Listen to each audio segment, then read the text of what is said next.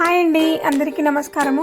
ఈరోజు మనం వైట్ రైస్లోకి పప్పుచారు అండ్ వంకాయ ఫ్రై కాంబినేషన్ చేస్తున్నామండి. ఒకవేళ ఎవరైనా ఛానల్ని కొత్తగా చూసే వాళ్ళు ఉంటే ప్లీజ్ సబ్స్క్రైబ్ చేసుకోండి. మీరు సబ్స్క్రైబ్ చేసుకున్నది మాకు చాలా మోటివేటింగ్గా ఉంటుందండి. మరిన్ని వీడియోస్ చేయడానికి ఇన్స్పైరింగ్గా ఉంటుంది. సో దయచేసి సబ్స్క్రైబ్ చేసుకోండి. సో ఇక్కడ చూడండి, దీనికోసం మనము ముందుగా 2 మీడియం సైజు ఉల్లిపాయలు తీసుకొని కట్ చేసి పెట్టుకోవాలండి.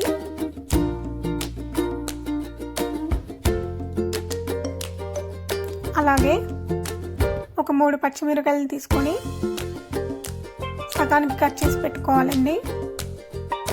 ఒక పెద్ద టమాటా తీసుకొని దాన్ని ముక్కలుగా కట్ చేయాలండి. వేసిన తర్వాత చూడండి, ఒక గ్లాస్ కంది తీసుకున్నాం. మనం కుక్కర్లో యాడ్ చేయాలండి. ఒక 4 సార్లు కడగాలండి. కడిగిన తర్వాత మనం కట్ చేసుకున్న టమాటాలు, పచ్చిమిరకాయలు ఇందులో వేసేయాలండి.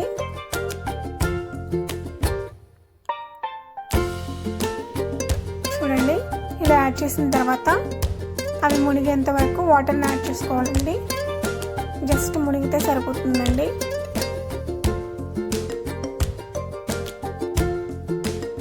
ఇప్పుడు మనము ఒక 1/2 టీ స్పూన్ పసుపు యాడ్ చేస్తున్నాము. ఒక 3 టీ స్పూన్లు ఉప్పు యాడ్ చేసాము. తర్వాత ఒక నిమ్మకాయ సైజ్ అంతా చింతపండుని యాడ్ చేసామండి. తర్వాత ఒక టీ స్పూన్ ఆయిల్ యాడ్ చేసామండి.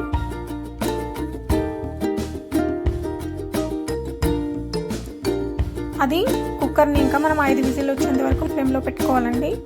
ఈలోపు మనము రైస్ ప్రిపేర్ చేసుకుందాము.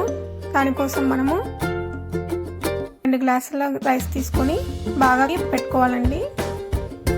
ఈలోపు మనం వంకాయని కట్ చేసుకుందాము. ఒకవైపు పప్పు అవుతుందండి, ఇంకోవైపు అన్నం అనేది ఉడుకుతుంది. ఇక్కడ వంకాయలు కట్ చేసేటప్పుడు మనం చెక్ చేసుకోవాలండి, వంకాయలు పుచ్చిపోయినట్టుగా ఉన్నాయా అని చెక్ చేసుకోవాలండి.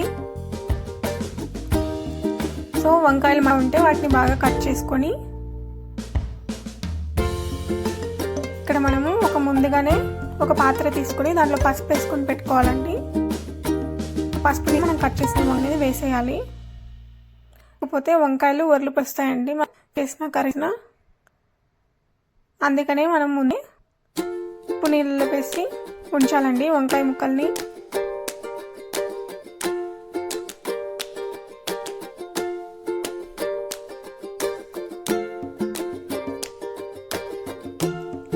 ఈలోపు మనకి పప్పు అనేది 5 విజిల్స్ వచ్చి ఉడికిపోయిందండి. ఇప్పుడు మనం ఎనుపుకుంటున్నాము. బాగా ఉడికిపోయింది, ఇలానే ఉడకాలండి. సో మనం ఎనిపేటప్పుడు పెద్ద శ్రమ ఉండదు మనకి, బాగా ఉడికితే.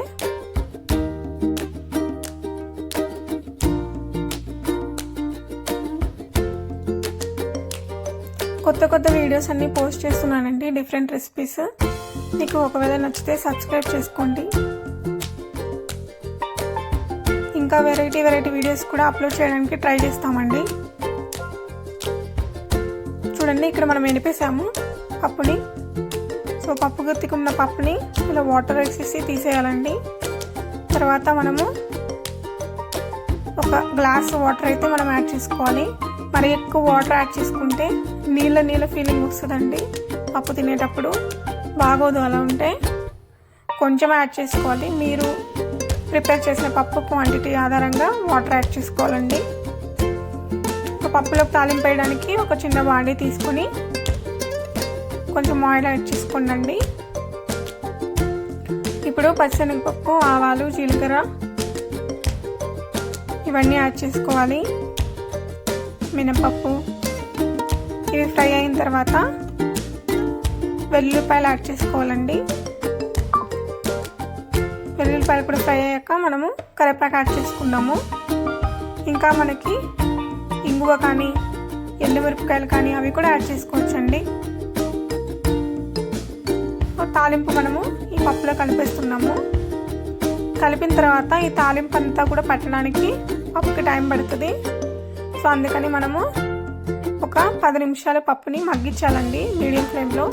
కొంచెం సాంబార్ పౌడర్ కూడా వేస్తున్నానండి. సో ఈ లెవెల్లోనే ఉప్పు కానీ పులుపు కానీ మీకు సరిపోకపోతే యాడ్ చేసుకోవాలండి. చూడండి, మనము మగ్గిద్దాము పక్క స్టవ్ మీద పెట్టి. ఈలోపు మనము ఒక బాండి తీసుకొని కొంచెం ఆయిల్ యాడ్ చేసుకుంటున్నాము. ఇప్పుడు వంకాయలు ఫ్రై చేసుకుందామండి. వంకాయలు ఫ్రై చేయడం చాలా ఈజీ అండి. ఇలా పప్పుకి కానీ రసానికి కానీ కాంబినేషన్లో వంకాయ ఫ్రై చేసుకుంటే చాలా బాగుంటుంది. చపాతీల్లోకి వైట్ రైస్లో కూడా బాగుంటుందండి. ఒకసారి మీరు తయారు చేసి చూడండి. జస్ట్ 15 మినిట్స్లో అయిపోతుందండి వంకాయ ఫ్రై. పెద్ద శ్రమ ఏమి ఉండదు.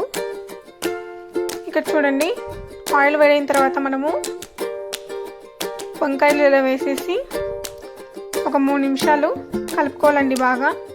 తర్వాత మనము పప్పు యాడ్ చేస్తున్నాము. సారీ అండి, పసుపు యాడ్ చేస్తున్నాము.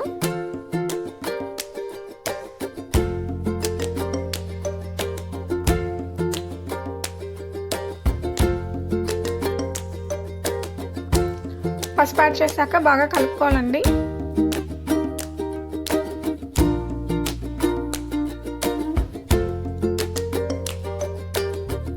చూడండి, ఇలా కొంచెం మనకు 1 మినిట్ ఇలా ఫ్రై చేసుకోవాలి మీడియం ఫ్లేమ్లో.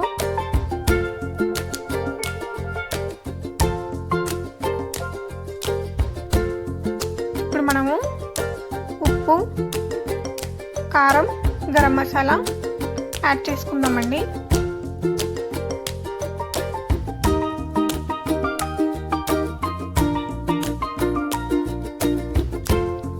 ఇవే అండి మన స్పైసెస్. మనం ఎక్స్ట్రాగా ఎలాంటి పొడులు అలాంటివి ఏం వేయట్లేదండి.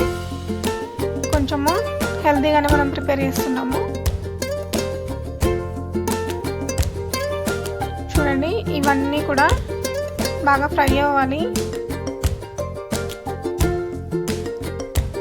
ఈ కారం, ఉప్పు ఇవన్నీ కూడా ముక్కలకి బాగా పట్టాలన్నమాట.